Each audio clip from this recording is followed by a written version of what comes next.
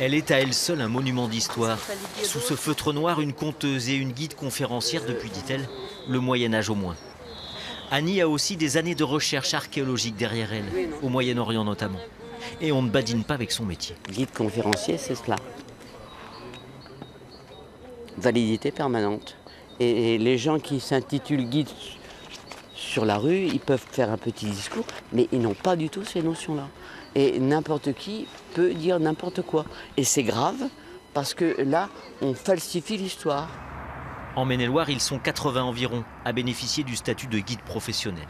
Et c'est tout sauf un job d'été, mais rares sont ceux qui peuvent en vivre sans avoir une autre casquette. Et puis, voilà, au minimum 10 ans, on a réussi à élever ce château et ses 17 tours. Julie parle couramment l'allemand, l'anglais, l'espagnol.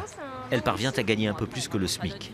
Il y a très peu de guides qui sont employés à plein temps, qui sont en CDI. On est beaucoup plus souvent en CDD et puis en plus c'est un métier qui est saisonnier.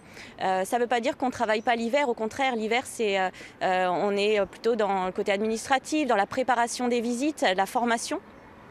Et donc c'est pour ça que aujourd'hui c'est ça qu'on veut dire, c'est important que ce métier reste professionnel. Ici, la cohabitation avec les greeters ne semble pas poser de problème. Ces particuliers qui proposent des visites de la ville et de ses environs sans rétribution n'ont pas accès aux sites classés, aux musées. Il n'empêche, le risque d'amateurisme et de flou sur l'exercice de cette pratique est bien réel et tire inévitablement les tarifs vers le bas. C'est forcément aux dépens de toute une profession.